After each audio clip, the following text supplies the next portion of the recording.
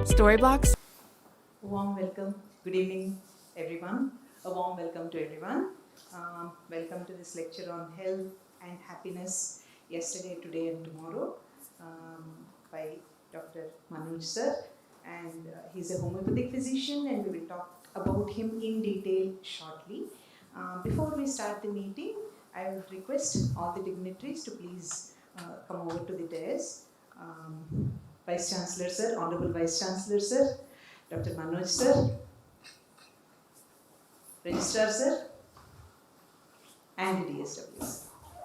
Madam, you can also accompany him.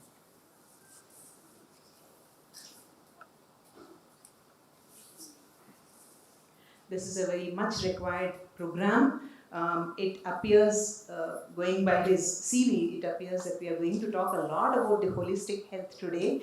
So we are eagerly waiting, sir, to hear your lecture. So we will start the program today. I would request the Dean Student Welfare, Professor Nagaraj Garu, to please give his introductory address.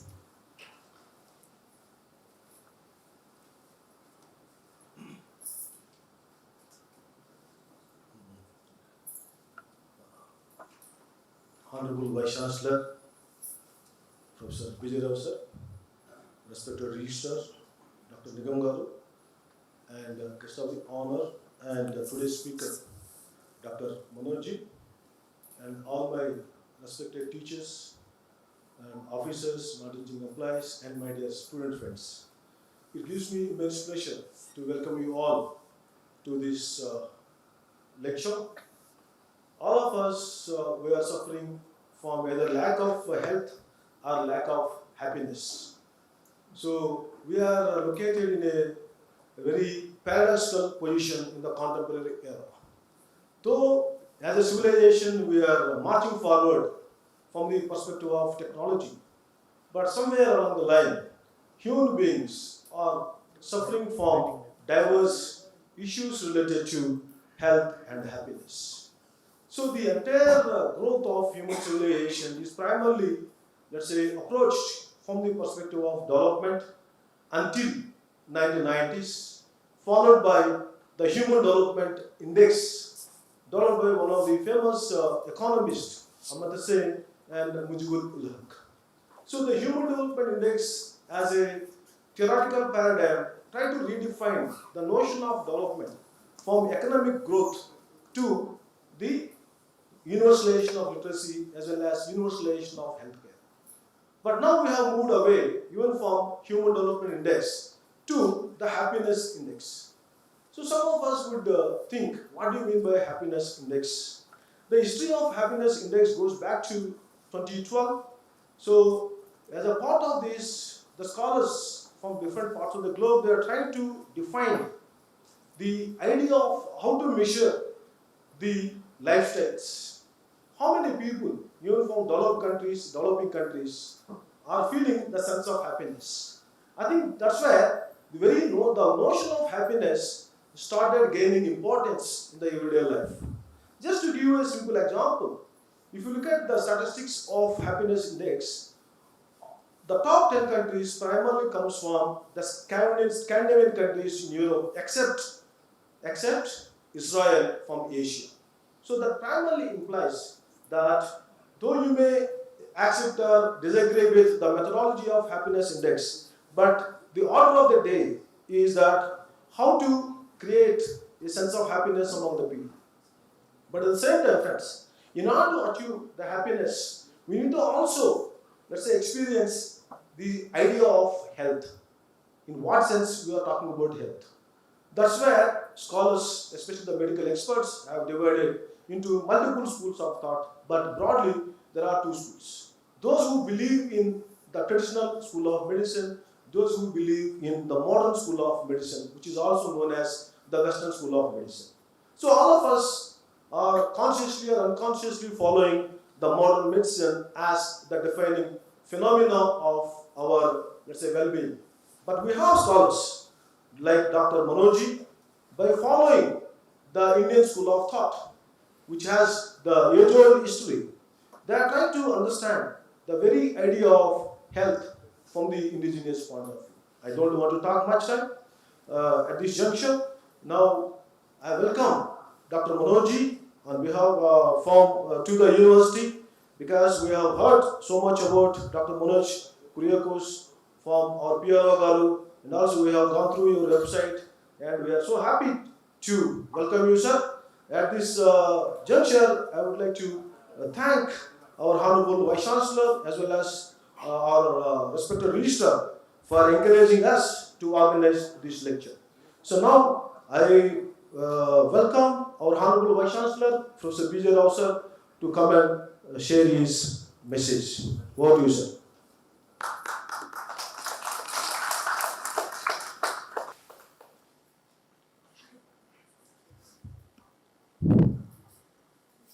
This is my special privilege to invite Dr. Manoj Garu to University of Hyderabad campus, and also to Mrs. Manoj Garu, who is sitting here with us in the campus. So when I met Dr. Manoj few weeks ago, I felt that he brings in a very different perspective of not only life, but also of the world in general. And it is important for all of us to look at world, life, society, health, happiness, etc., from various point of views, because no single shoe will fit in all our contexts. So I was very impressed by what he was telling, what he was trying to explain, etc. I requested him, please come and talk to us in a formal seminar. And here came the seminar title, which is Health and Happiness, Yesterday, Today and Tomorrow. So you see, this is an all-encompassing title. You need health, you certainly need happiness, and you were whatever you were yesterday, you are whatever you are today, but importantly, you will be what you want to be in future, that is tomorrow. I think this is where I think his talk would give us an important pointer to how to align ourselves, how to handle one's own thought field, and see how we equilibrate with the world. Entire life is to stay in equilibrium with the world, with your surroundings. His thoughts, his ideas, and his practice are very important take-homes for all of us. He's a practitioner of health approaches, various approaches. So in some sense, he brings in experiential knowledge when he talks about it. He's not a mere theoretician, I'm sure, because he has handled several thousands of patients, quote unquote. He has learned from them. Patients got benefited from him. So it is that experiential knowledge that he is going to share with us. Let us thank him for coming here. Thank you very much. And he will do a freewheeling session of ideas without any of these PowerPoints. This is what he told me. So I'm looking forward to his presentation. While he's doing his presentation, I also have to hop to some other hall because there's something else going on that I have to inaugurate. So I'll be hopping in and out. Excuse me, but I'm here. Thank you. Thank you very much, sir. Now I request Registrar Garu to come and share his message. Good evening to all of you. Respected Vice Chancellor, Professor Nagaraju, Dean Students Welfare, Dr. Manoj, Dr. Padmaja, Deputy DSW, faculty, friends, colleagues, pensioners, our seniors, which I see them here. Well, in our real life, often we are confused whether health is important or happiness is important, because we never consider the third option, both the above. Third, we also wonder whether health and happiness was important yesterday, or is important today, or shall be important tomorrow. We heard in past that money can buy happiness, and whoever said money cannot buy happiness simply didn't know where to go for shopping. In a cardiologist's office, a cardiologist's cabin, where he used to operate several patients for bypass, angioplasty, and all, a quotation was written. I'm sharing with you. यदि हम हंस लेते दिल खोल के यारों के साथ, यदि हम हंस लेते दिल खोल के यारों के साथ, तो ना खोलना पड़ता दिल यूं औजारों के साथ. We miss laughing, we miss smiling these days. We are in so much of stress and pressure that we have forgotten smiling. Friends, let's smile as much as we can till there is no tax on smiling.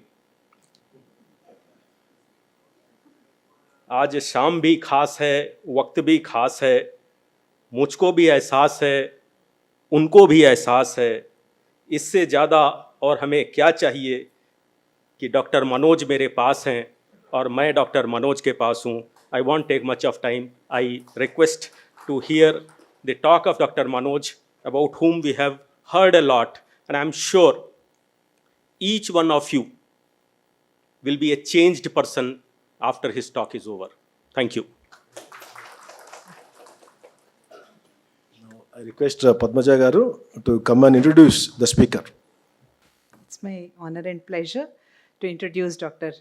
Manoj Kuriakose, a homeopathic physician practicing for the past 33 years and seeing at least 100 patients a day.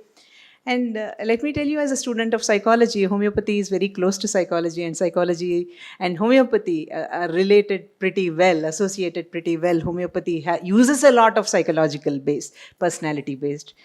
Correct me if I'm wrong, sir. That's the reason why I said we are going to hear a lot about the holistic health today. He's going to talk from bio-psycho perspective.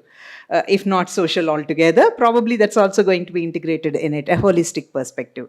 Well, he has combined the knowledge that he has gained from all his interactions with people and combined it with the spiritual knowledge. That's what is very interesting over here. We today talk about wellness and health as not just biological, psychological, social, but also spiritual. So it looks like all the components are going to be discussed today, thanks to Dr. Manoj. And he gives a different perspective. Very quickly about him.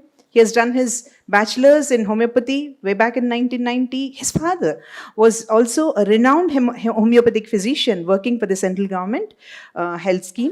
Homeopathy, as we all know, is largely personality based, and several of us must have experienced when we go to a homeopath, a lengthy discussion about the likes and dislikes and what not with homeopathic physicians. Now, Dr. Manoj is special in that he has developed what could be termed as a pathological prescription, which means that medical diagnosis of the case is made, supported by the required investigations, and treated according to the diagnosis. In fact, homeopathy is known to heal the disease from its root. It goes to the root cause and takes a lot of time. Dr. Manoj's aim is to heal his patient. This is where I said he is special, in the shortest time possible, as he understands that in this modern age, there are ever-changing trends. There is a change in lifestyle, time, it's the only absolute and most precious commodity, as just now Registrar Garu has said, that we don't remember about anything else, we don't think about anything else. So he has developed his own unique way of relieving patients of their suffering from the core, while at the same time maintaining the good old efficacy of homeopathy within a short time that. And he has set his homeopathic unit with the aim to include homeopathy as an effective and scientific system of medication. This foundation provides comprehensive healthcare techniques which make homeopathy a healing source for the masses. So we are all eagerly waiting, sir, to hear you and the inputs that you're going to provide. We are all fortunate to be here today to listen to you. Thank you. Please. Please.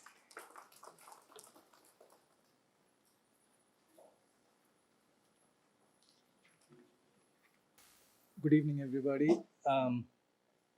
Thank you for the lovely words spoken, and my respects to all the elders in the auditorium. I can see a lot of students here too.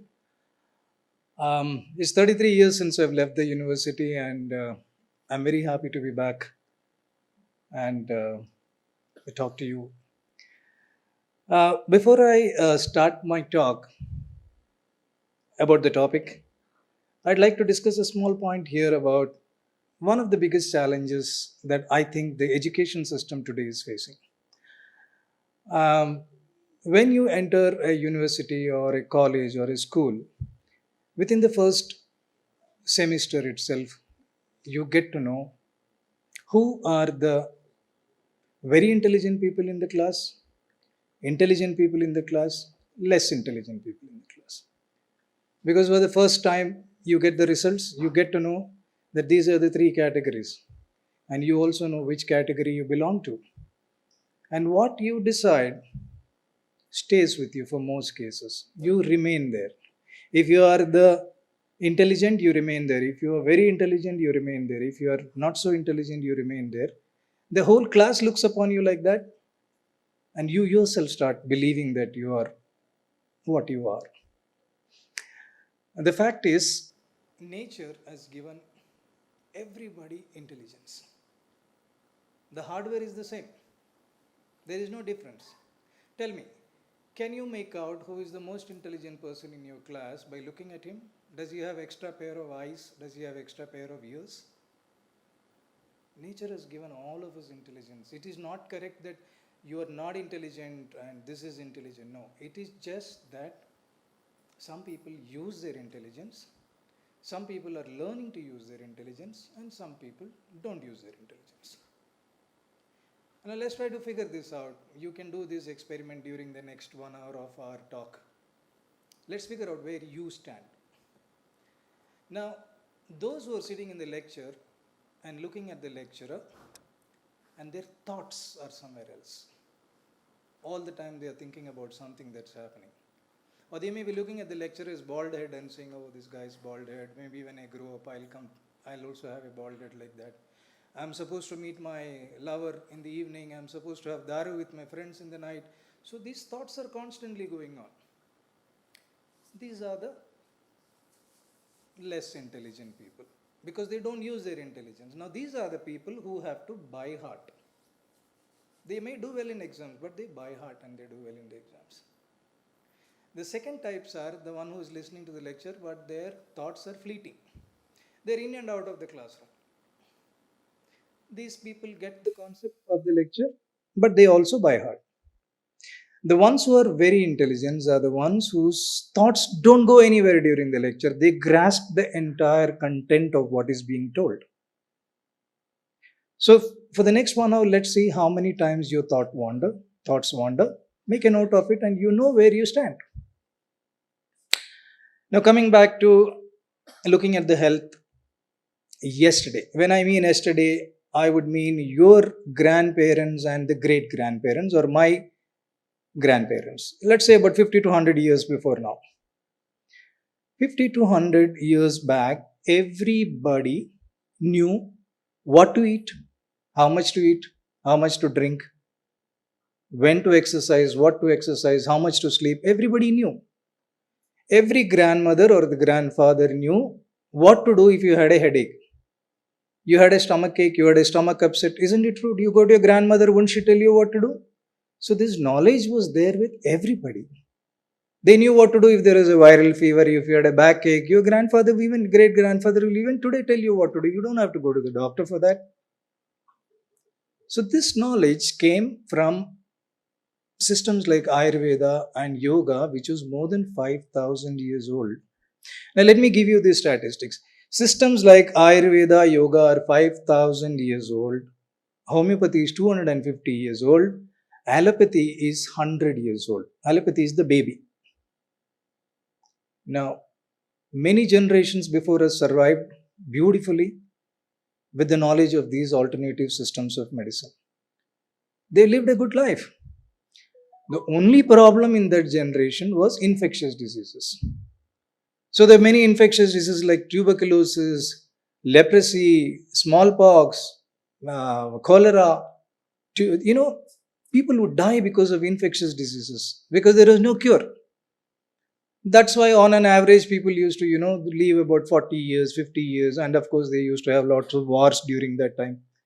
So the life expectancy of people were very limited. That is when the medical science came up. The medical science came up with some amazing discovery of these infectious diseases, and they started to treat, and they could just do away with all smallpox. They could eradicate most of those diseases.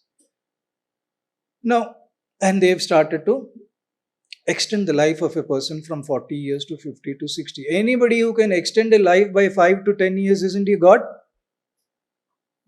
So people started looking at medical science as God with high regards. They did wonderfully well. And slowly they started to do more and more research, and they started to come up with a lot of statistics. Now they started to tell us how much to eat, what to eat, when to eat, how much to exercise, how much to sleep, how much to drink. They started dictating everything, and they were right. They came up with statistics. These are the contents, this is what will happen to your body. They would come up with under the microscope changes, and we just started to believe them, and we just started to follow them. They were God to us, so we put our life in their hands. They started to dictate our lifestyle. Most of them were right. That's why you find a lot of people with, following them with beautiful figures, a lot of young boys and girls with chiseled figures, with six-pack abdomens and all that. All this is because of the knowledge that has come from that. But unfortunately, with all this knowledge, some of them were grossly wrong. That's why you ended up having a lot of lifestyle diseases. And you started to get diabetes, blood pressure, thyroid, obesity, kidney failures, cancers. All these were not heard of before. This is where we stand today. From yesterday, we came to today. Today is where we are right now here with so many lifestyle diseases. So many diseases that cannot be cured. Visiting the doctor so very often. So today, suppose you have a stomach pain and then you go to a doctor. He'll write a series of tests for you. He'll say, get an ultrasound done, get an MRI done, get a blood work done and come. So you go back to him the next day. He'll see all those reports and he'll tell you, all your reports are normal. You say, doc, but I'm having a stomach pain. He says, yeah, but all your reports are normal. Then he says, okay, today's doctor is very considerate. Let me tell you this. He'll tell you, okay, let me give you some medication. You take these medicines, you'll get better. And you go back home. Tomorrow, when you become old, when the students become old, you go to a doctor, and if there is the same situation where the reports are normal, the doctor will say, there are only two reasons. Number one, you're lying. Number two, you go to a psychiatrist. You eventually will end up with a psychiatrist because you don't know what the hell to do. So you will start taking antipsychotic medicine though you have a stomach pain. So what I'm trying to tell you is, do you want these machines to decide what is wrong with you?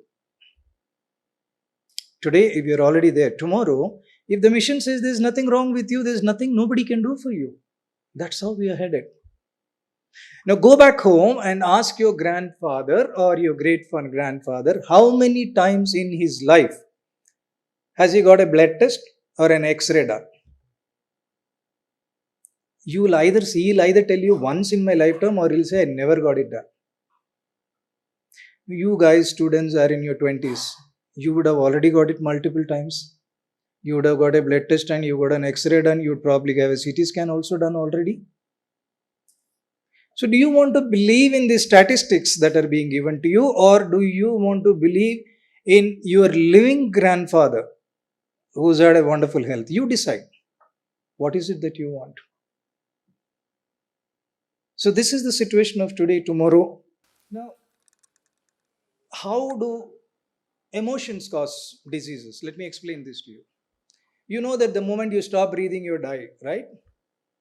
More than the heart. It is when you stop breathing, you die. Breath is your essence of your existence. How many of you know about your breath? Have you ever tried to observe your breath? Do you deep breathe? Do you breathe deep, shallow? How is your exhale? How is your inhale? What is the gap that you have? Do you even know that you've been living for 20 to 30 years, or a lot of people so many years? Do you even know that every 40 minutes predominantly you breathe through the left and then it changes to the right? Are you aware of this? No. Lots of you are not. Breath is the essence of life, but we do not know what breath is. We have never had the time to look at, because we take these things for granted. Now, it is proven that you breathe a different way when you're angry. When you're panicking, you breathe a different way. When you're angry, you breathe a different way. When you're jealous, you breathe a different way. When you're joyful, you breathe a different way. Now, when there is an intense emotion that happens in your body, the breath changes, and this intense change in the breath will cause disease. A lot of diseases are caused by emotions. A lot of chronic diseases. I'm not talking about infectious diseases, but most of the chronic diseases. Let me give you an example. Suppose you wake up in the morning with a nagging headache, and then you go to office or you come to college, and your headache is still there. Lunchtime, you have your lunch, your nagging headache is still there. By evening, it becomes a little, yeah, why is this headache? Let me go check it up. You go home and you check your BP. It's 180 by 120. It is very high. Suddenly, this nagging headache which was there, it becomes a pounding headache. You suddenly start to feel breathless. You suddenly start to feel a chest pain. You start sweating. You start panicking. And then you go to the doctor. The doctor will check your blood pressure and say, oh, your blood pressure is very high. What are your symptoms? You'll say, I'm having palpitations, I'm having shortness of breath, I'm sweating, I'm having chest pain. Did you have all this through the day? All you had was a nagging headache. All your other symptoms that has come up because of the knowledge that your BP was very high and the fear. Isn't it? The doctor will give you some medicines for your blood pressure. Does he give you something for your emotion? He doesn't.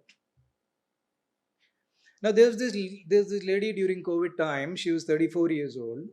It was the peak of the COVID season and all the hospitals were full. So she felt breathless, and then the husband took her in an ambulance to one of the hospital. The hospital people said, our beds are full, but since you're breathless, we'll give you oxygen. They gave her oxygen. She felt a little better. He said, go to another hospital. They took her to another hospital. There also they said the beds are full. They said, we can't even give you oxygen. She went to the third hospital. By the time she reached the fifth hospital, she died.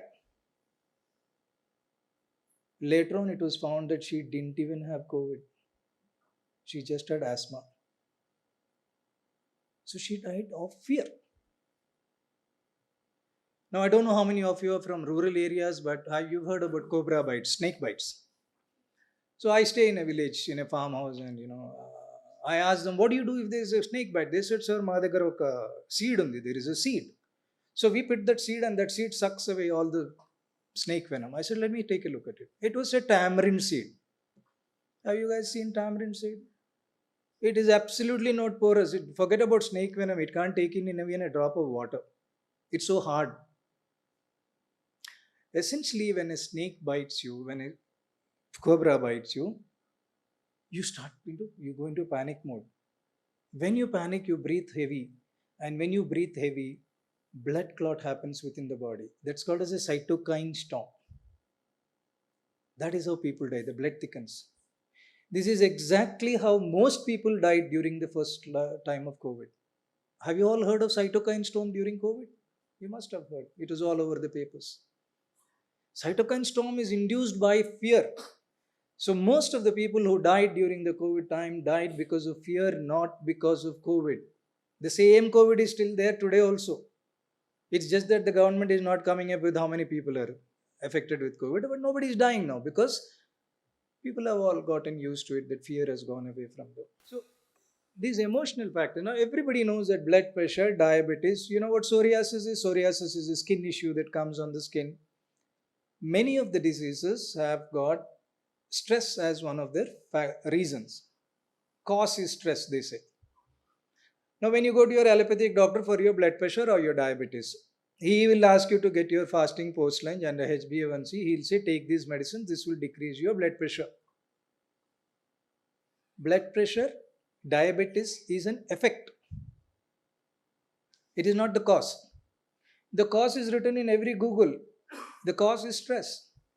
Is any doctor treating you for stress? How can your diabetes or blood pressure be in control if you only treat the effect? The cause and the effect both has to be treated. That's the only way that you can get any chronic disease into control. Now, this is where the alternative systems like homeopathy comes into it. Like she rightly said, homeopathy works on the mental sphere. Homeopathy works on the emotional aspects of the person. So go ahead with your allopathy. I am not against allopathy. Allopathy has done some wonderful things. But along with that, to treat your diabetes or your blood pressure or any chronic disease is migraine. I'm sure a lot of you get migraine. How does the migraine come?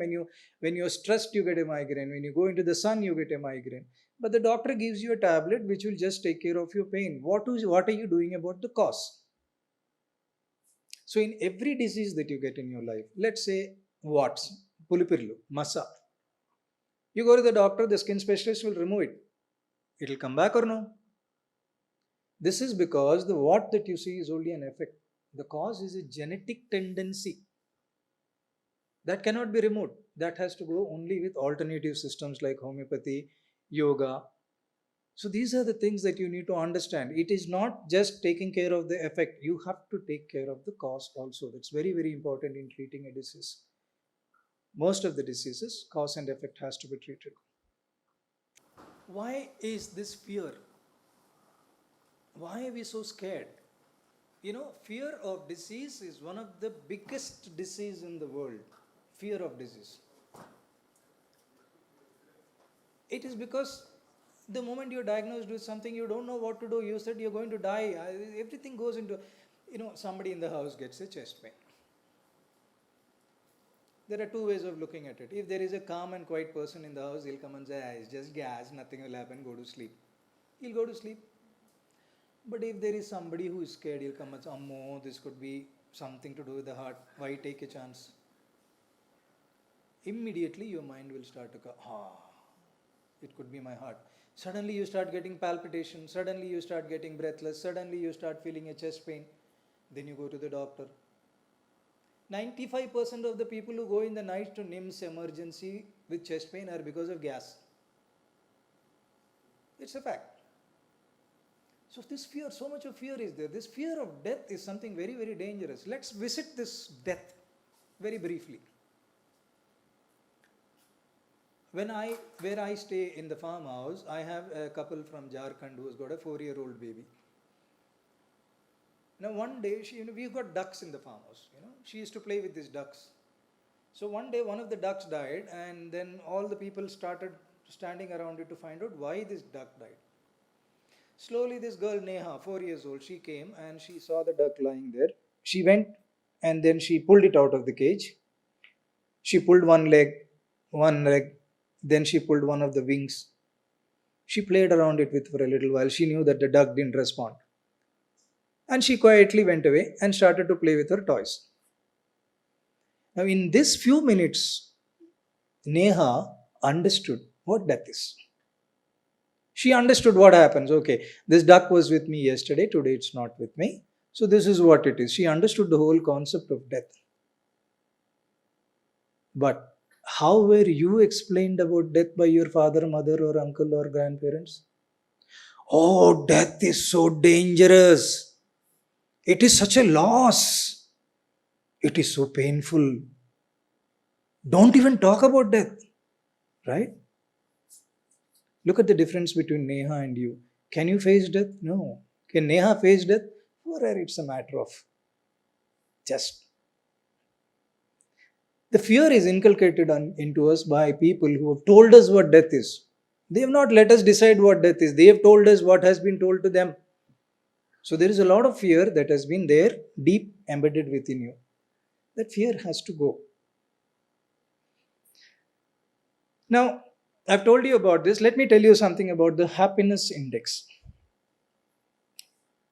I'm sure you all heard people saying that there is God in you. There is God in everybody, right? Every religion, every tradition speaks that there is God in you. How many of you have seen God in your neighbor? Has any of you seen? But all religious books say there is God in everybody. Where is the God? Now, the reason they say that there is God in you is because when you're born, a child is born. Suppose you go and play with a 1-year-old kid. You're in a grouchy mood. You have a fight with somebody. You suddenly come and play with a 1-year-old child. Do you smile or no? Looking at the kid, you will automatically smile. Because there is goodness oozing out of the child. Why is there is goodness or godness that is oozing out of the child? Because the child has no judgment. The child does not know what is right, what is wrong, who is good, who is bad. The child has no idea. So the child is not judgmental. So the child is happy. Now, as the child grows up, the mother starts to teach him what is good, what is bad, who is good, who is bad, what should you do, what should you not do. So the child learns a whole lot of things. Slowly the child starts to form his own opinions and the God goes into the background. God doesn't go away. God can't go away because we are a part of God. Just that the God goes into the background. Spirituality is all about unlearning these things and bringing God to the foreground. That's as simple as that. Now let me ask you another question. How happy were you all when you were 6 years old? Bubbling in joy, you were running around in joy, you were dancing, you were shouting. Now you are in your 20s, there are people in their 50s. Has your happiness index gone up by 5 times? 4 times? 3 times? At least are you as happy as were you when you were 6 years old? Yes or no? Are you as happy as you were 6 years old? You're very happy. You progressed a lot in terms of comfort and conveniences. Science and technology has given you so much of science and you're 100 times more comfortable and convenient than you were when you were 6 years old. But you're not even as happy as you were when you were 6 years old. Are you going in the right direction or the wrong direction? Think about it. I'm not here to tell you what is right, what is wrong. I'm just putting facts before you. Everything that we do in life on our own, like you've joined the university, you want to excel in studies, you want to become something, you want to earn a lot of money, buy a car, buy a house, find love. Everything that a human being's done on his own is done in pursuit of happiness. Yes or no? Name one thing that you do on your own which does not involve happiness. One thing. You eat, you smoke, you drink, you drive, you buy. Anything that you do is in pursuit of happiness. So logically speaking, when your comfort and conveniences come up like this, your happiness index also should be on the rise. But unfortunately, it's not on the rise. You're in the wrong direction. I'm here to kind of show you some ways and means of going back into the right direction. So let me begin with meditation. Most of the people think that meditation is some kind of a mystical experience. They think that, you meditate and then there's some heavenly thing that happens to you. Something unusual happens to you. Something that has not happened to anybody happens to you. And that is how they start to meditate. But within about 10 days, 15 days of meditation, nothing is happening. And they leave. Their expectations are very high. Let me tell you what meditation is. Meditation is nothing but being in the present. Our mind is all the time jabbering. All the time jabbering. There are two particular thoughts that our mind is jabbering about. One is the past, which are our memories, good memories, bad memories.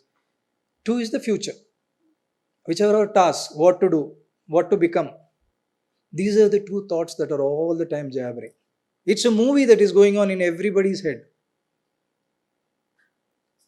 Now, in meditation, you quieten the thoughts of the past and the future.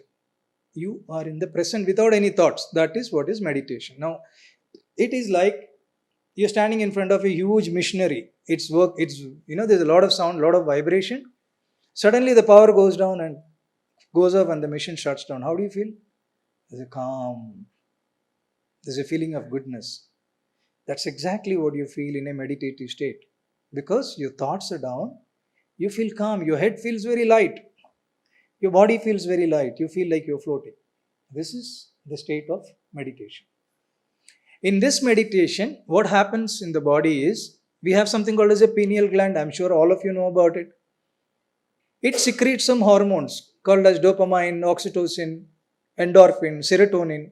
These are called as good feel hormones. In this state of no thought is when all these hormones are released. When these hormones are released, you are in a state where you're thoughtless. Whatever is the next thought that comes into your mind, it intensifies that thought. It could be good to see. We have a vivid sense of imagination and a beautiful memory. So, some memory can come, some imagination can come. Whatever is the first thought that comes, we are stuck in that thought in meditation. That's why you feel a lot of people who are meditating either crying in joy, crying in sadness, laughing, smiling. Because you're in an intense experience. The thought is intense. That's what meditation does to you. An intense experience is something where it is focused. Like you go up to the podium to receive a trophy for topping the university. It's an intense experience.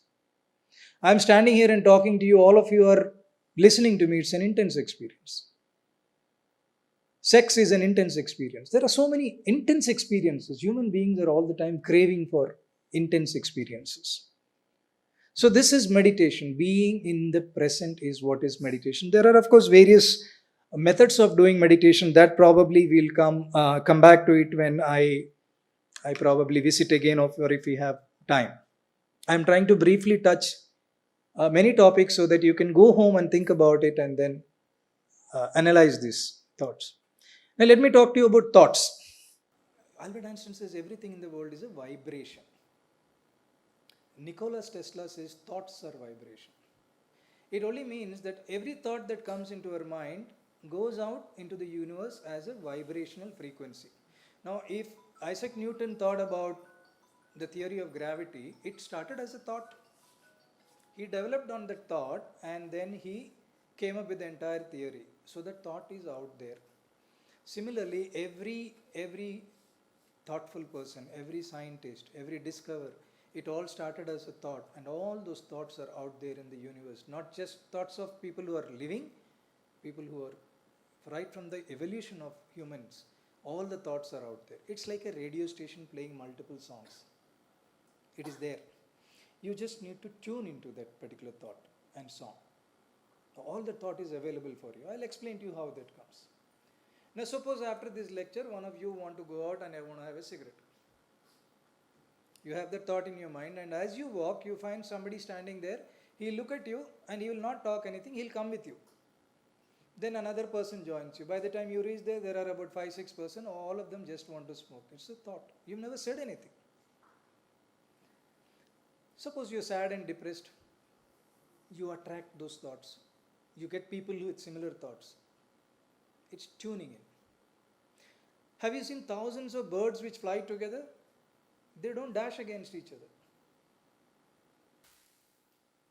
Hundreds of buffaloes, they run together. They don't dash against each other. 50 human beings run together, there is a stampede. It's because there's a movie going on in everybody's head. Everybody sitting in this auditorium has a movie going on in their head. Somebody is saying, what the hell is this fellow talking about? Somebody is saying, I have to get back home. Somebody is thinking of something else. Everybody has a movie. The most intimate partners, husband and wife, the most important, how much ever in love they are also, they have a different movie going on in their head. You cannot have a similar movie going on in your heads. These are thoughts. So if you're able to access certain thoughts without doing anything like smoking or like, a thing like that, just imagine with a little bit of meditation, how much you can grasp from the universe. Let me tell you the story about Ekalavya. You know about Ekalavya, the character in Mahabharata. So this guy went to Dronacharya, said, I want to learn archery. Dronacharya, for whatever reason, said, I cannot teach you archery because I'm whatever. So this guy went back and he made a statue of Dronacharya and he started to practice. And he became the best archer in the world. He was better than Arjuna. The story goes on to say that, Dronacharya asked Ekalavya for his finger so that he doesn't compete with Arjuna. But the point I'm trying to make is, how did he make a statue and become the best archer in the world? Few thousands of years back, the student life used to be only between 12 and 21. Nobody studied till the age of 12. 12th, they were sent to an ashram under a guru, and by the age of 21, they would finish their education. There was no Google, there was no library, there were no books. But the knowledge got transmitted. It was transmission through meditation. Everything was transmitted. That's exactly what Ekalavya did. He tuned into Dronacharya's knowledge and he transmitted into him. If it can happen some thousands of years back, why can't it happen now? Today also, transmission is possible. It is just that your mind is all the time so busy. There is no place, there is no chance for it to download information. Quieten your mind. It will automatically download into you. What you need to do is, once you learn a concept is there in this, something is being taught in this class, go back home, meditate on that particular thing. The entire thing will download into you. You will know the concept. If you know the concept, you don't have to do anything. You understand. You are in touch with reality. There is nothing that you need to read. So you just need to focus. So there is information out there for you to download. Any kind of information is there out for you to download. You just need to know how to do it. Now, I'm sure all of you have heard of the 5 elements of nature: earth, water, fire, air, and space. Now, we human beings are made of these 5 elements. Let me explain how. You were born a very small baby and now you have become some 50, 60 kgs or 70 kgs. How did you become that? It is all that you ate. All that you ate from the earth. Vegetarian, non-vegetarian, everything is from the earth. So what you are today is from what you have eaten. So earth is essentially a part of you. So if you get a blood test done, you will find magnesium, chloride, calcium, potassium, everything in your blood. It is all available in the nature. So it proves that you are a part of the nature. Scientifically, it is proven that 72% of you is water, including your bones. So there is water in each one of us. Third is fire. Fire means heat. In a place like Antarctica, earth is there, water is there. But is there life? Water is frozen. The plants cannot grow.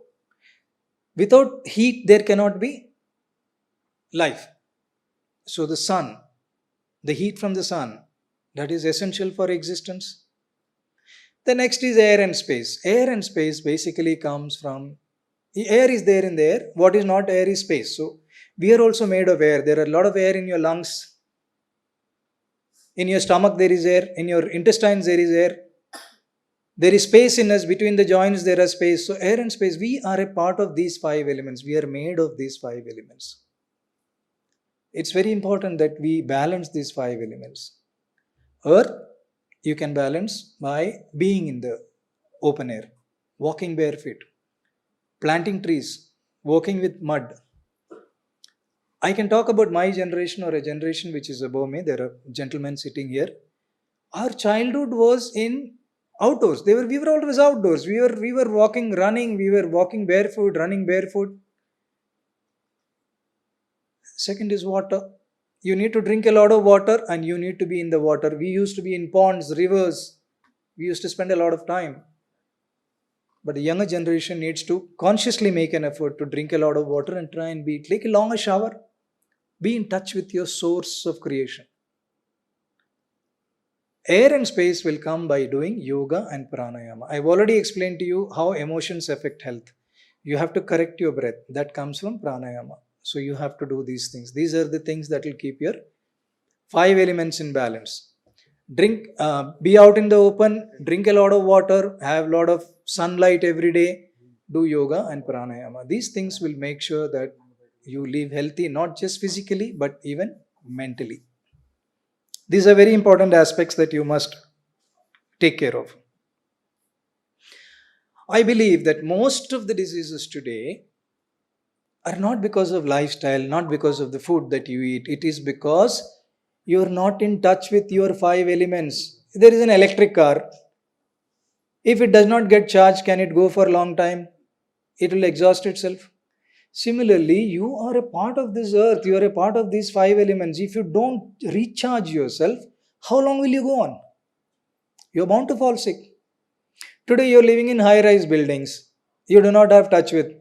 Nobody touches sand. The sand, mud is dirt for us today. Our parents themselves just say, don't play in the mud, you'll get... Have you ever caught an earthworm and touched it? We used to do that. So you're not in touch with earth, you're not in touch with water, you don't go out into the sun because your complexion will become dark. Nobody bothers about yoga, nobody bothers about breathing. These are your source of creation. If you don't give importance to the source of creation, you are bound to fall sick. Do you know the alarming rise of children who are committing suicide today? Alarming.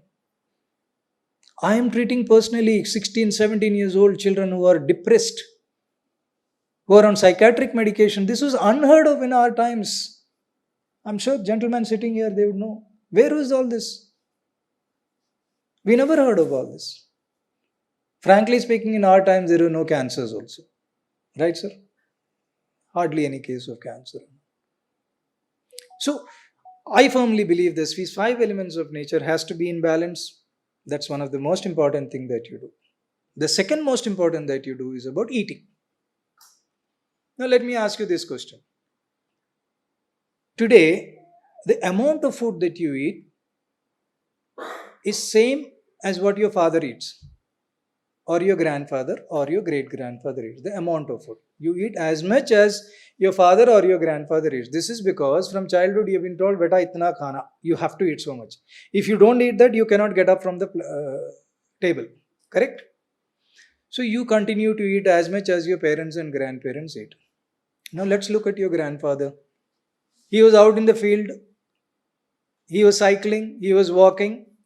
He didn't have car like you or bus like you. He was 95% outdoor. Today you are 95% indoor. Does it make any sense that you can eat as much as your grandfather ate? Nobody has told you. Nobody has thought about these things. You just continue what has been told. You just follow. Listen to what you have been told. Now, technically speaking, your stomach is the size of your fist, This is how much is your stomach. All of you can just do this. This is what is the size, anatomical size of your stomach. This is how much the stomach can digest. But the stomach is very accommodating. It can keep increasing like a balloon. The more you eat, the more it will increase. But it can digest only this much. What will happen to the rest of the food that you have eaten? It gets partially digested. Do you know the carburetor in a motorbike? If it gets overflow, it gets choked.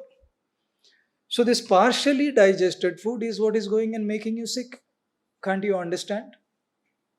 The excess food that you're eating, your stomach is not able to digest and it is partially getting digested and you're falling sick. Food is important as long as you're growing vertically. 16 years, 17 years, 18 years, 20 years. After 20 years, all the food that you make, you don't grow taller, do you? You only grow horizontally. And you blame that I'm obese, I'm that, I'm this. Why don't you realize that the food that you're eating is only going this way? It cannot go straight. So you need to understand, after you stop growing vertically, this amount of food that you eat has to come down by half. Because after that, the food is fuel. Now, there's a difference between hunger and empty stomach. Hunger you feel when your stomach wants energy. You eat. Empty stomach, science has proven that your brain, your body, everything works best when the stomach is empty. Do you feel good after your stomach is full?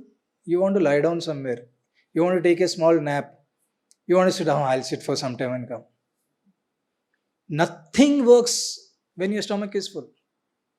So if you have this concept that food is fuel after you stop growing vertically, you give your stomach only so much food. Now, how do you give so much of food?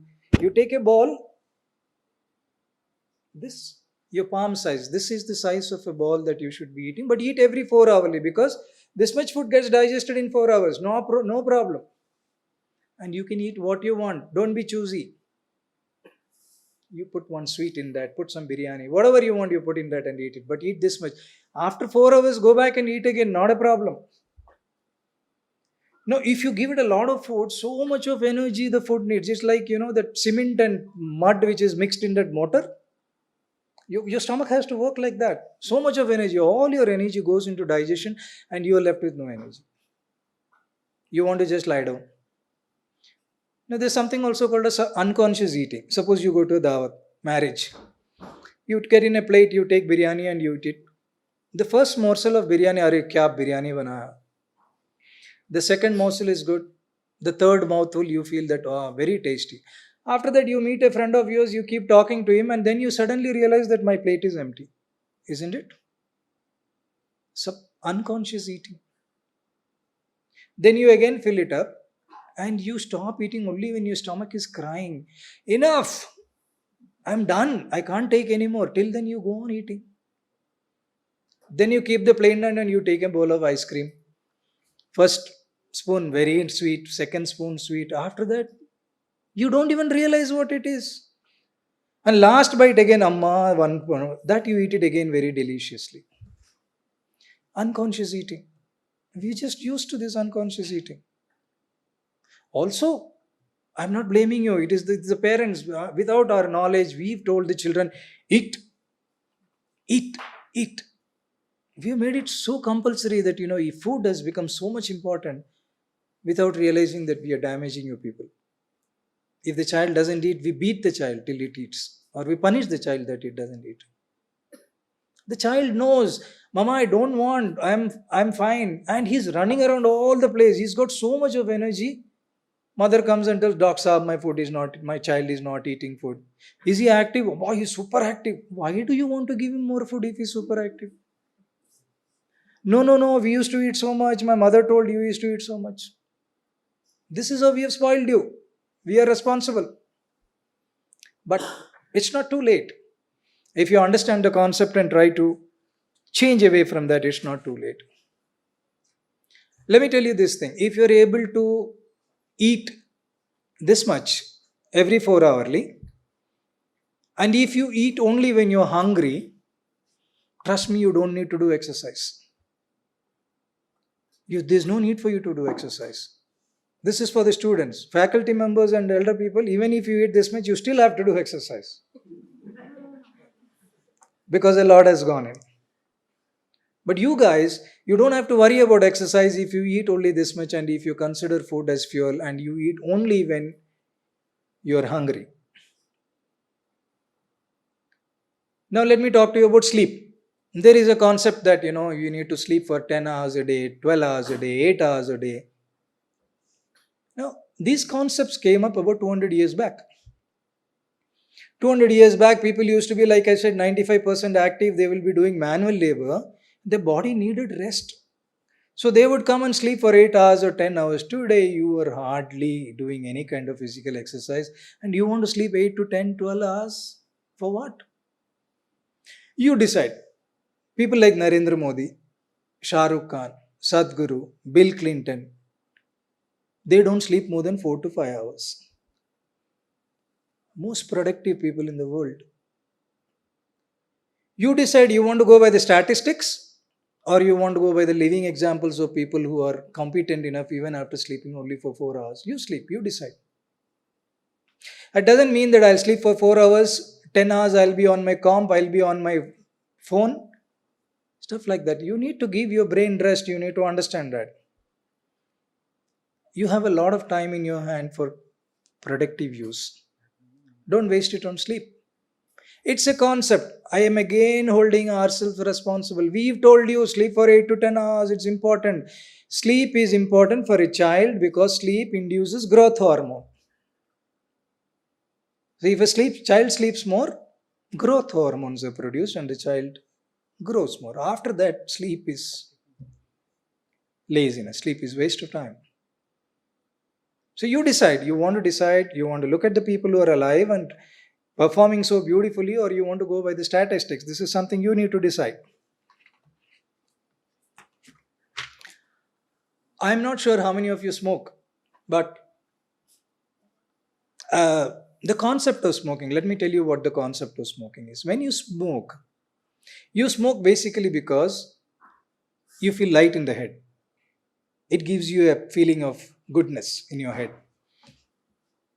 That's the reason people smoke, and that's the reason people are addicted to smoking. But medically what happens is when this nicotine goes, it goes and releases dopamine. That dopamine is the one which makes you feel good and it makes you feel lighter. So when you smoke, this dopamine is released either in the first drag, second drag, or the third drag. The moment that buzz comes into your head, stop smoking. Throw away that cigarette. Because if you believe that you go on smoking, you will go on getting the buzz, that is wrong. 70% of the cigarette that you inhale is going and choking your lungs. It is not doing anything to you. You're taking it unnecessarily. I'm not promoting smoking here. I am only telling people who are smoking and who are not able to give up, smoke only till that buzz comes. Once the buzz comes, throw the cigarette away. At least you are reducing your smoking by 70%. This will be there in your mind. I'm telling you this, the next time you smoke, you do it. Those who are smoking. Similarly, for people who drink alcohol, it is scientifically proven that only 30 ml of alcohol can be metabolized by the liver per hour. One small peg in an hour is what the liver can metabolize. That is what goes and gives you that high cheers. You get that good feel. People drink 5 drinks in an hour, but only 1 drink gets metabolized. The rest of them is standing there in queue. After you go back and you're fast asleep, that is when it gets metabolized and it will give you that high which you're not even aware of. What a waste. So if you have to drink slowly. 1 peg an hour is the measure, because that's how much the body can take it. No point guzzling it. It's like you have to enter the stadium, only 1 guy can go into the stadium. All of you go and stand there, only 1 fellow can go inside. No point. So this is the logic, because today you may not be a smoker or a drinker, but tomorrow you might be a smoker or a drinker. Keep this concept in your mind when you smoke and drink, because you're unnecessarily harming your lungs, you're unnecessarily harming your liver. You're choking them. And it's of no use to you. Now, during our times, we never had Google, we never had, these kind of informations with us. If we had to know what is the capital of a country, we had to go to the nearest library and pick up a book, and we would know that. So during our times, anybody who could memorize a lot of this stuff, who could retain these things and then puke it out during the exams, were considered most intelligent. Right, sir? We had to memorize everything, go and reproduce it in the exam time. Today, all this information and knowledge is there, readily available for you. It is there in your smartphone. Forget about being a lawyer. You can be a doctor, a lawyer, an engineer, anything by looking at the smartphone. So today what you guys need to excel is in the concept, understanding what it is. It is not there in the by hearting, it is not there in accumulating knowledge. That is not what it is. Application of knowledge is what is important today. You consider to be intelligent if you know how to apply the knowledge, and application of the knowledge will not come from by hearting, it will come only from understanding the concept. For understanding the concept, you need to be focused. To be focused, you need to have your thoughts away. To have your thoughts away, you need to be meditating. Make sense? Now, I will end my lecture with one last topic.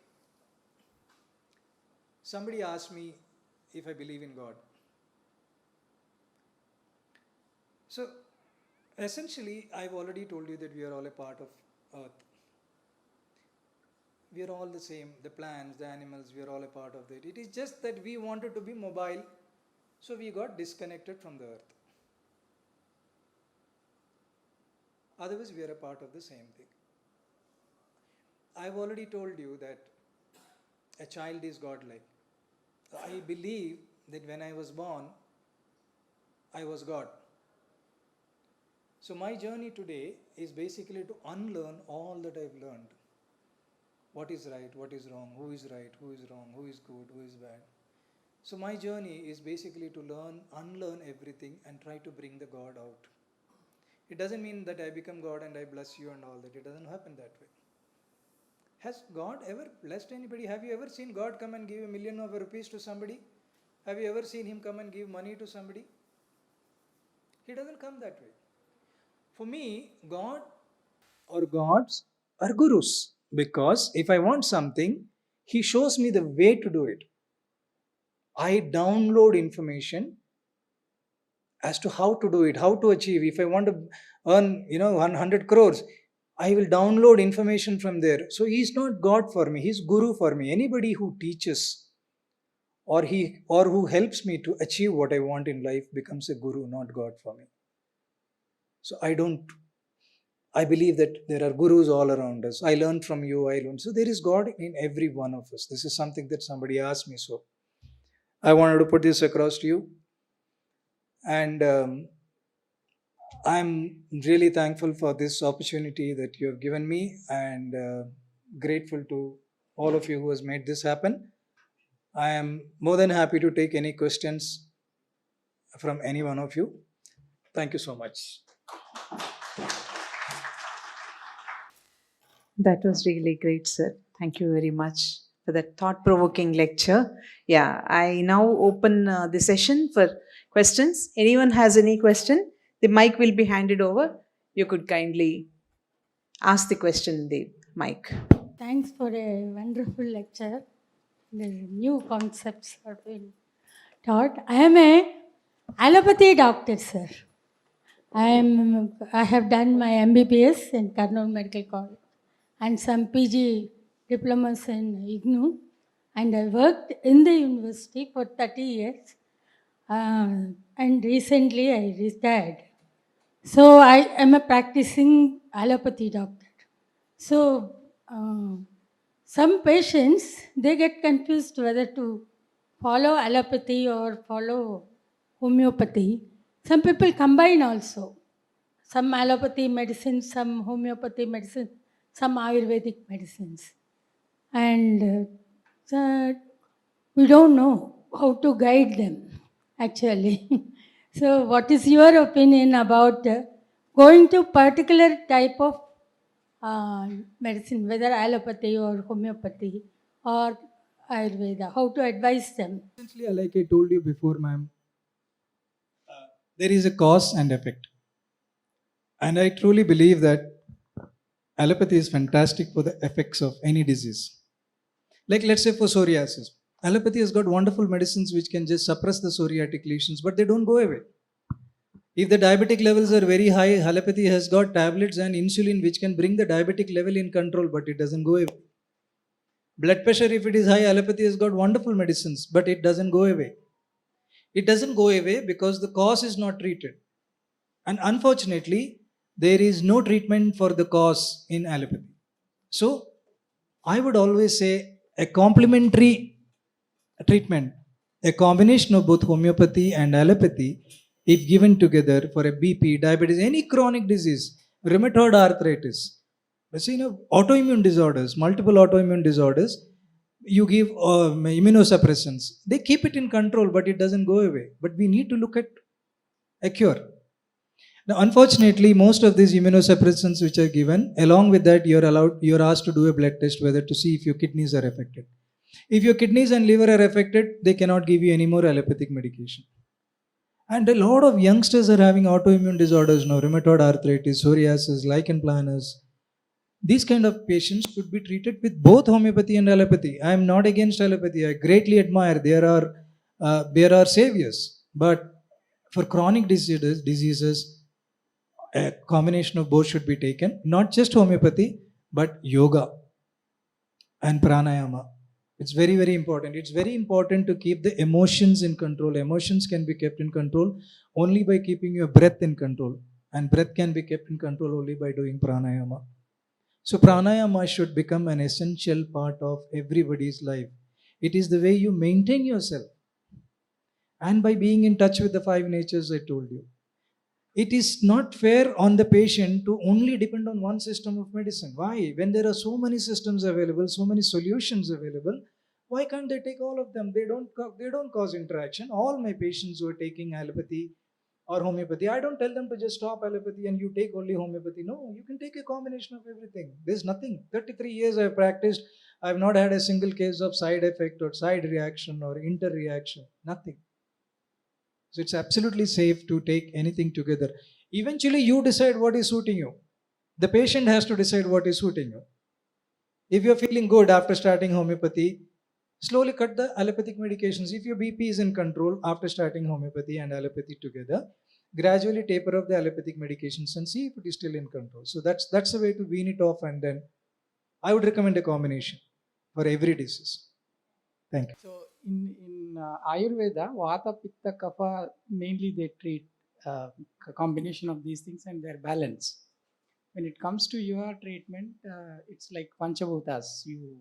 But is this Panchabhutas inside the body, or how you be in touch with the Panchabhutas? I mean, this part I'm unable to understand. One more question. Suppose if Ayurveda is already there from centuries, and then what is the need for your treatment? Say that 400. What's the need for? 250 years old. This thing. Homeopathy, because even in Vata, Pitta, Kapha, actually you combine these 5 elements. Then I'm not understanding what is the need for this allopathy. Right. I agree with you. The Vata, Pitta, Kapha, they are constitutions basically. So there are different personalities in this world. We are all part of different personalities. We are not same. All of us are different. But on a broader platform, if you look at it, you will find many people who are like you. I will find many people who are like me. You will find these are called as personalities. We are a group of personalities who have come on this earth. Let me take it a little back. If you look at Mahabharata, there are different personalities in Mahabharata. And each of those personalities are described very beautifully. If you look at people living amongst us, they will have the same personalities like the people in the Mahabharata. You will find a Shakuni in us, you will find a Duryodhan in us, you will find a Dhritarashtra in us. We are all different types of personalities. That is how the Ayurveda has divided the personalities and the medicine that has to be given to them. Now, if I am going to tell this to these youngsters that your Vata is gone, you need to take this, they'll laugh at me. Your Pitta is gone, they'll laugh at me. Instead, what I'm trying to do is I'm trying to tell them that you are made of earth.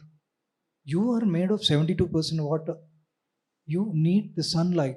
You need air and space. So I am trying to tell them that you are a part of earth. That's the source of your creation. If you're not in touch with your source of creation, you will fall sick. That is why they are falling sick. You are not falling sick as much as them because you are in touch. You are brought up with that particular. These people are not. They're living in the high-rise apartments. They don't go into the sunrise. They have no concept about breath. They don't do yoga. They do physical yoga, they don't do the pranayama. For them, body is important. They're not realizing that you're not the body, you're not the mind. That's a spiritual conversation. Probably we can have it some other time. But why do you need homeopathy? Because homeopathy, according to me, is the only system of medicine which deals with mind. Do you know that there is a medicine for a woman who hates her husband? She cannot stand the sight of her husband. There is a medicine called as sepia. There is a medicine for a person who wants to be alone. I don't want people, I want to be alone. There is a medicine for a person who cries at the drop of a hat. There is a medicine who gets angry. So all the emotional aspects of the people have been put together in the homeopathic books. And the person is grouped in those particular personalities. So there is nobody else, no other system which deals with the mind as much as homeopathy deals. Not even Ayurveda. Ayurveda does to some extent in the Vata Pitta, but nobody does it as much as the homeopathy does. I'm not trying to promote homeopathy here. I'm trying to promote alternative systems of medicines. I'm here to bring about an awareness about what is available out there. I mean, people don't know that there are available, we in our clinic have treated thousands of patients of migraine, sinusitis, immunity. So what will you do? Suppose, I don't know if there are people who get boils. You go take an antibiotic, it goes away. Again, it comes back, you go take another antibiotic. Third time it comes. How long will you go on taking antibiotic? If you are aware that there is a medicine available in homeopathy for this, it's just to cause an awareness. So that's the whole intention. Appreciate your entire talk. In the beginning, you told the fear and the psychological things which connects the human health and other conditions. I see surroundings. I'm completely agree with you. I also follow that. But how do I help a patient? I'm not a doctor. Like, how do I create such awareness to one of my family member, or how do we preach them to be like come to this state, or how should we practice that kind of thing? Like, that's Right. tough to educate some people, isn't it? So in such situations, how should we do in a family or something like that? I don't think you can educate anybody. You can only give logic to them. Education won't last long. They listen to you, follow it for a few days, few weeks, and stop. But if you give them a logic, they'll remember it all their life. Now, coming back to the question that you're talking to me about, I'm sure most of us follow some religion or the other. We follow some tradition or the other. Any religion, any tradition that we take it, they all speak of the fact that the number of breath that you are destined to take is already determined. Correct? Every religion talks about the same thing. When you have to die, you have to die. There is also something called as karma. What you have to suffer, you have to suffer. All these things about these doctors saying that I have saved this man, he was supposed to die yesterday, but I saved him, he's living, all crap. Nothing like that happened. If that was the case, why isn't that they're able to save everybody in the emergency? Does everybody get saved when they reach the hospital? No. Apollo Hospital has got the best equipments, best cardiologists, but there are still people dying there. Why? So when you got to go, you got to go. Essentially, what you need to understand, if you understand this concept that what is meant will happen, if there is an emergency in the family, the first thing that you need to do is you be calm. It's all right. Nothing will happen to you. Trust me, nothing will happen. If you are that kind of a person who can induce that kind of calmness in somebody who is panicking, that itself will solve half the problem. Like I said, if there is a chest pain, you go and suddenly say, what happened to you? Come on, let's go to the doctor. It could be a cardiac arrest. You might die any moment. Finish. That fellow is gone there itself. Doctors do this. Ask ma'am. When we say, your sugar is, HbA is 10, my God. The patient is finished there. First of all, reassure the patient. You need to be reassured of the fact that nothing can go. God has made such a beautiful engine, machine, body. Nothing can go wrong with it. Now, there are people staying in rural areas. Number one, they can't afford medication. Number two, to reach a hospital, they have to travel 20 kilometers. They're living 70 years. Their life expectancy in India, in city also, life expectancy is 70 years. So where is the logic behind it? You try and find a house which is close to a hospital. You think you will be saved? No.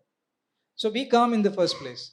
Number two, you need to explain to them about the cause and effect, like I've told you. Most of the diseases, if you look at it, there is a cause and effect there. It is only the effect that is being treated by the modern system of medicine. Cause is not treated. So you have to look at alternative systems. You look at any alternative system that you believe in that makes sense to you, not necessarily homeopathy, Ayurveda, it could be anything, but try and make. A lot of people come and ask me, what is the purpose of my life? They expect me to tell them that, your purpose in life is to become a big man, make so much of money, make this one. No. The purpose in life is God has been kind that He blessed you with intelligence. You need to first figure out, how am I alive? What is keeping me alive? Where is my breath coming from? What is the sun meaning to me? What is the earth meaning to me? Explore yourself, seek, and you will find the answer. That is the purpose of your life. Why are you alive?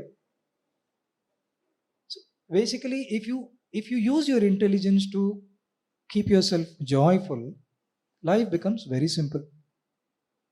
Unnecessarily, we are getting scared about anything. Now, I was traveling the other day on the road and I saw a board which says, if you are passing a lot of gas, you could be having cancer in your stomach.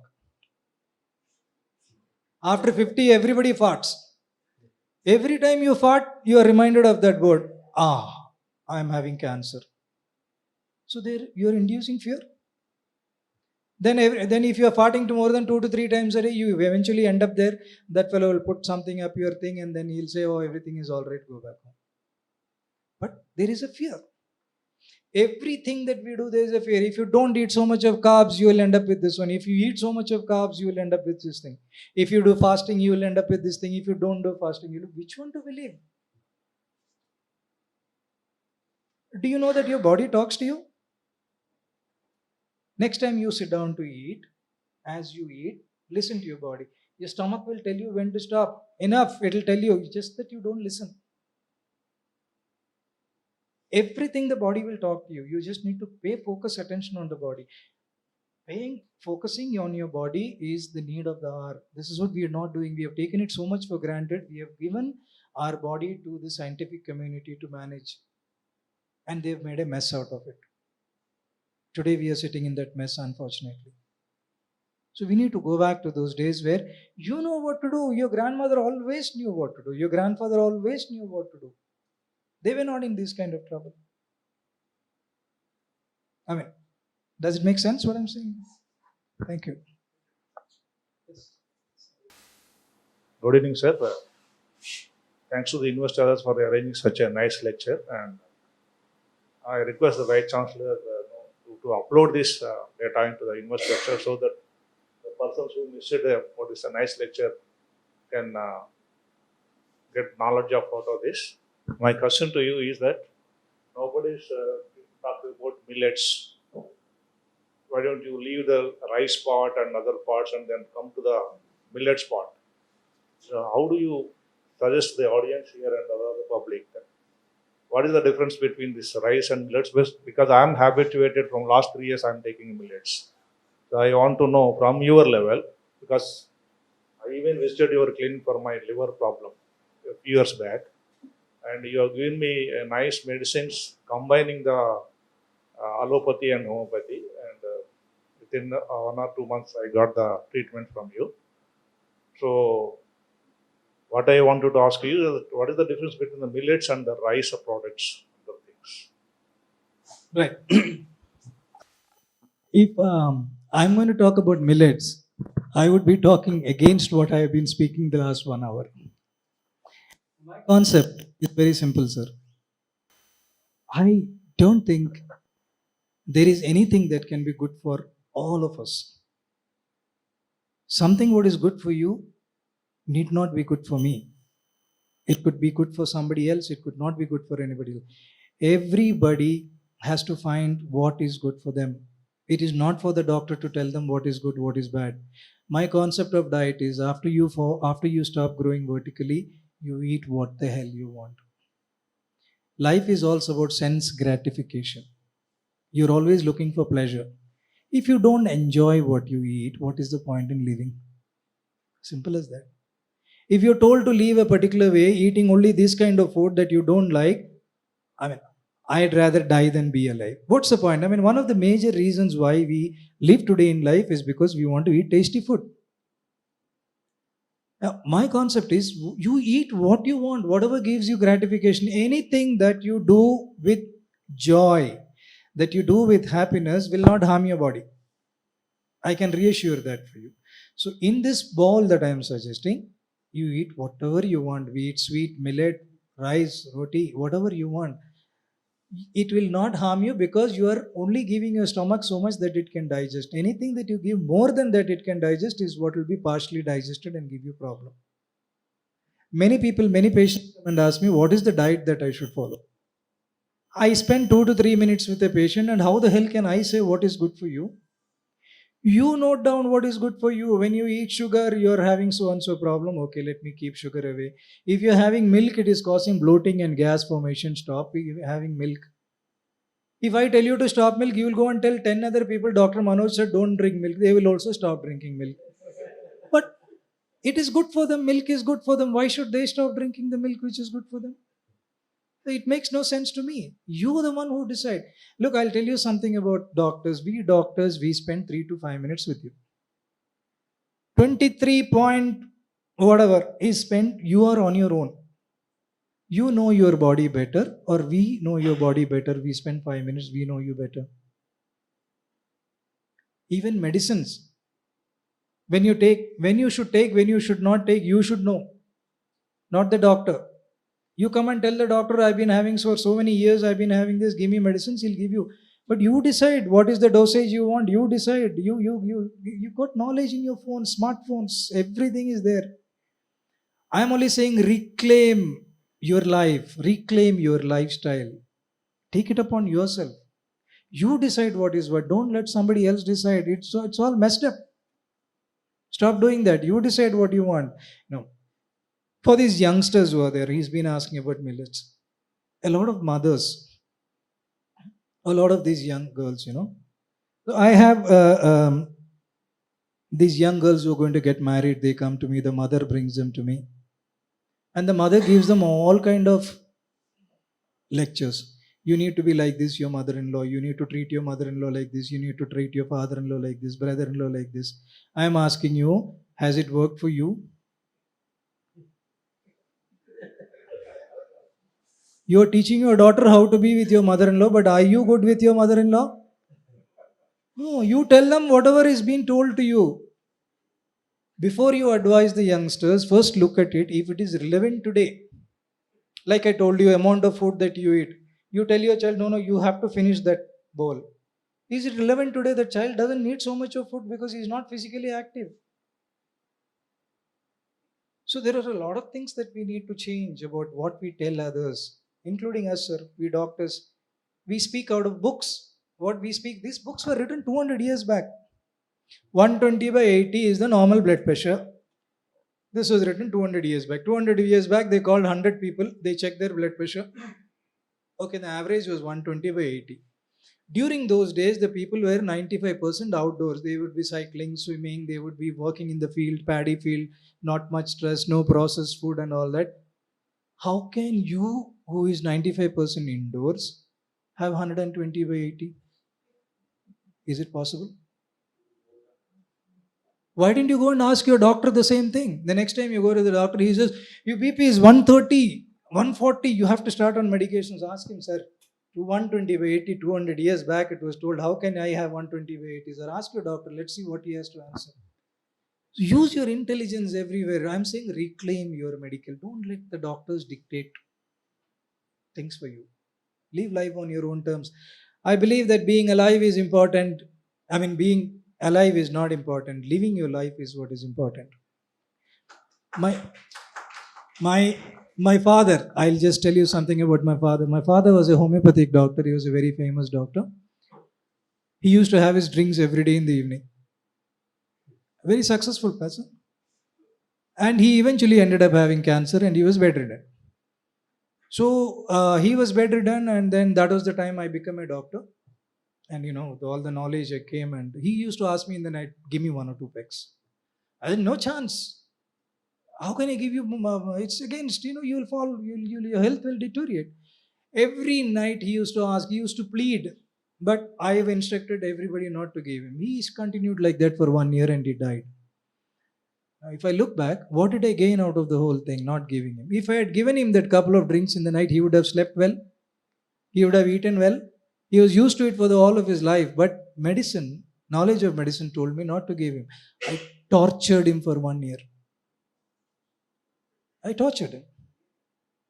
So sometimes in life, you have to take decisions depending upon the situation. Looking at life, just staying alive is not important. What you do with your life is important. How you live your life is important. When you go to bed and if you wake up in the morning,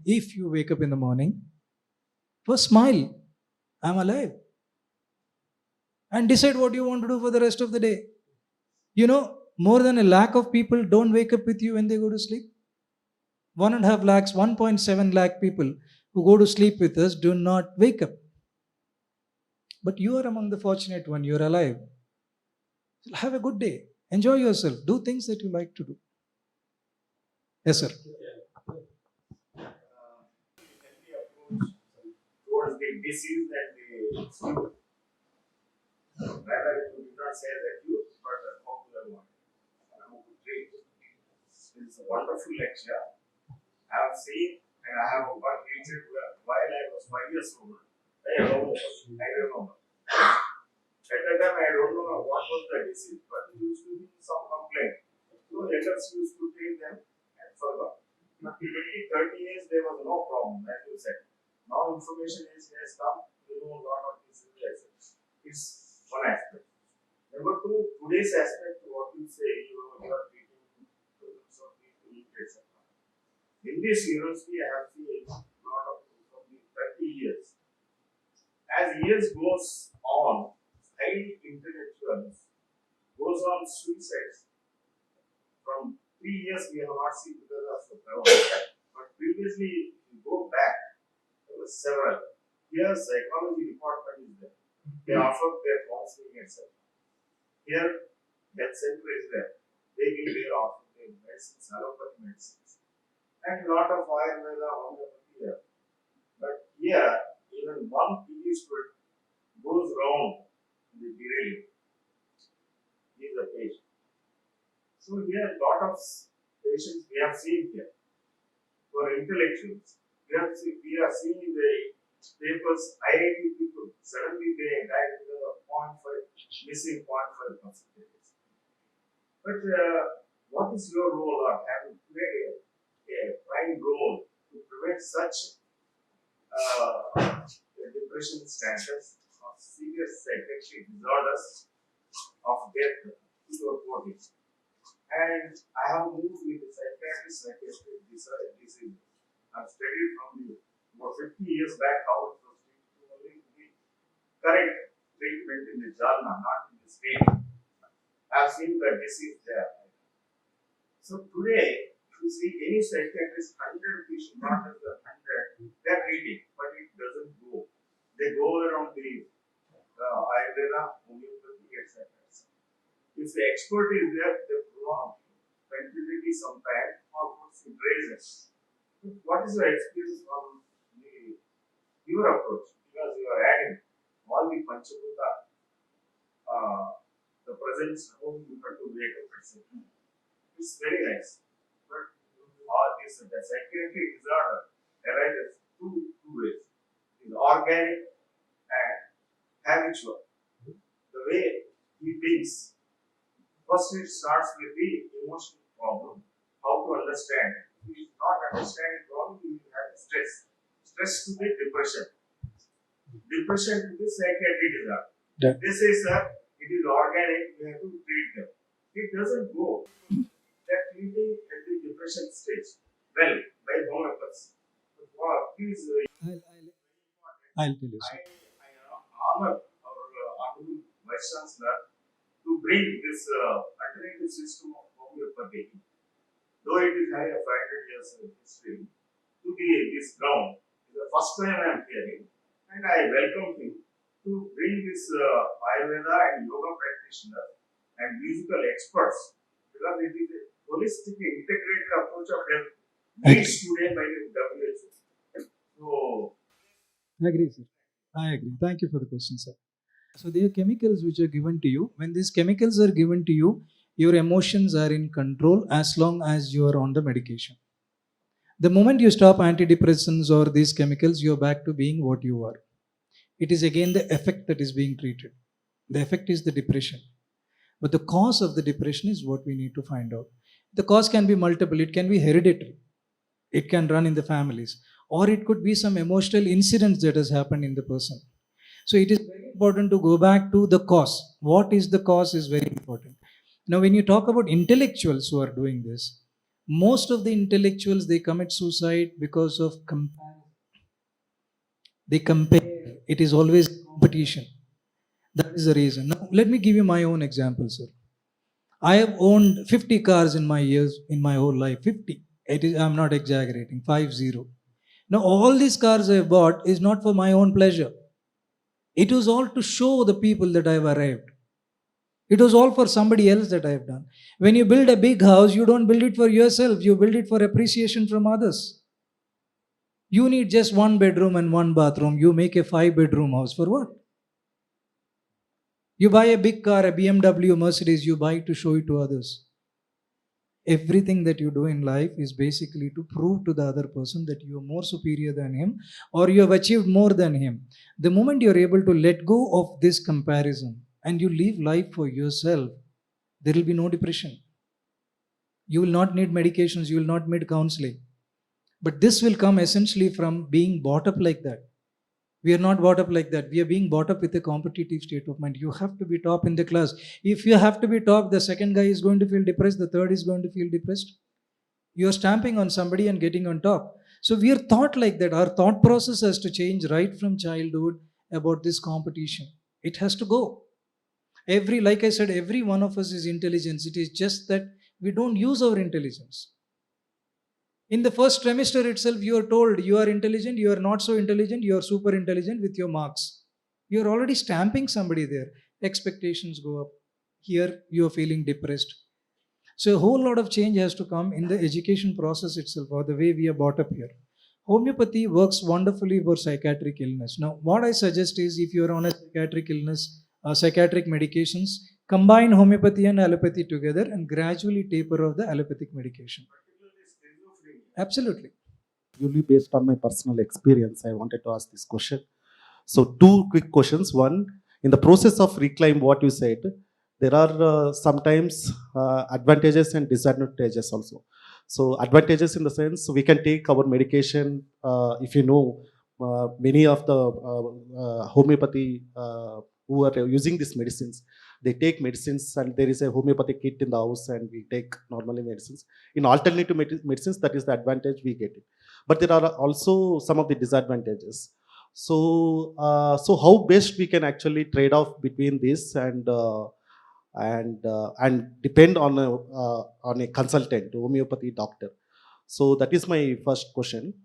And the second question is related to something related to we all know Allu Ramalinga is very famous homeopathy doctor and he's not a practitioner, but it's based on his experience. Actually, he became one of the best homeopathic doctor, and we read all his stories. So, in alternative medicines, do we need a kind of systematic certification course, or we can we for the purpose of expansion? Can we go for a short-term courses that can be introduced in the universities like this, and can we depend on such kind of practitioner instead of this? So that is my and who is the best? My final question: who is the best homeopathic doctor who spends lot of time with a patient and, as you said, cause and effect and identify the real cause and and give the medicine, or just go and as we go to allopathy doctor and take medicine over the counter or something like that? Practice alternative systems on your own. This is basically the question. Now, 5,000 years I've told you Ayurveda is in existence. 250 years homeopathy has been in existence. Have you heard of any side effects of Ayurveda or homeopathy? Every drug in allopathy has got a side effect. But have you heard of a single side effect that has happened, except from some allopathic doctors who says that no, the Ayurvedic medicines have got some mercury in them and all that. But otherwise, have you heard of anybody dying with allopathy or Ayurveda? I mean, homeopathy or Ayurveda? No. Homeopathic medicines are and Ayurvedic medicines are very, very safe. There is nothing wrong when you practice it at home. Thousands of generations we have lived. Our grandparents always lived on these generations, these things. They were not qualified. Second question is, does this work? Can anything last thousands of years if it doesn't work? Simple logic. Can homeopathy last 250 years all over the world if it would not work? Nothing can last if it doesn't work. People will just rubbish it. 250 years it has lasted. Ayurveda 5,000 years it has lasted. So it's absolutely safe to practice on your own simple things. Don't go into diagnosis and all that. Let the doctor do the diagnosis. Now the second question coming to you from a short course. There used to be an RMP course which was there, but I think the government abolished it. Now you are not allowed to practice homeopathy unless you have a proper degree. It would be nice. I would always suggest that a short course can come up where people can take care of, like our grandmothers used to take care of the family. It would be wonderful if they had a first aid course and then you can practice it in the house. That will be wonderful. That doesn't mean that we doctors will lose our practice. No, you will anyway come to us when there is major diseases or something. You will always come to us for diagnosis and all that. The third question you want is who is the best homeopathic doctor who can spend a long time? Definitely it is not me. I don't do that. Because first of all, if you want somebody to spend a long time with you, you need to look at your psychological health. You need somebody. You have. I don't mean it in a bad way. All of us have it. People, you expressed it. A lot of them don't express it. One of the only reasons why homeopathic doctors are successful is because they give a lot of time to the patient. People don't go for the medicine. They go because somebody is listening to me. My wife doesn't listen, my child doesn't listen, my grandfather, nobody listens to me, nobody has a time for me. This doctor is giving me 15-20 minutes, he's listening to all my problems. It is very good. I have come out with a shortcut where, within 2 to 3 minutes, I know what is the diagnosis because I know what personalities are. I can know a particular person, see, this fellow will suffer from so and so. This is the way he'll react to a particular season. Because I've read human beings, so I know what it is. There are many doctors, I can personally tell you, or maybe you can contact me on the email and I can tell you. By the way, I also need to tell you that there is an app which I've come up with. You can always go on to drmanoj.com, drmanoj.com, and I have given videos on each and every disease that is available. I've given my view of what is this disease, what can you do about this disease, what is the best treatment that is available for this disease. So you have a sinus, you go there and see what I have to say about sinus. You have arthritis, you have hair fall, you have PCOD. You can keep it in your phone, and whenever you download that app, it's free. Whenever you need some information, all informations about your health is available on that app. You can go on to drmanoj.com and download it. I hope I've answered your questions. So thank you, Manoj Garu, for giving very insightful talk and also very patiently answering all the questions, various types of questions, and explaining them very, very well. I am sure the audience have got enormously benefited, and I am sure most of them will go and look at your online content. They might even get back to you with with questions. So please engage with them and try to give them very useful advice. But ultimately, all of us have to deal with our problems our way. And each of us have to have our way of dealing with our problems. This is the bottom line of what he's saying. Most of us look at ourselves as body, and we also look at ourselves as mind. An entire struggle is body-mind struggle. But in reality, there is also something that is higher than body-mind in all of us, called awareness. If we start living at that level, we could intuitively feel solutions for our own problems. The let go approach that he was talking about is a product of that. If you are at body mind level, you will never let go, because body will never let go. It will only let go when you are at a higher level. So each of us have to discover that. So thank you, Manoj Garu, for this wonderful exposition. Thank you, sir, Dr. Manoj Garu, for that transformational speech. I think all of us, the whole audience went into a trance and thought, and it's highly thought-provoking. We truly agree with you, sir. Today, we totally agree. Stress is the modern demon that creates this manifestation of several entities, while allopathy medicine definitely takes care of the disease manifestation. Alternative medicine, relaxation, stress and emotion control methods like pranayam, meditation, all these are successful mantras forever. I take this opportunity to thank Manoj sir for giving us his valuable time and giving us a fantastic speech today, lecture.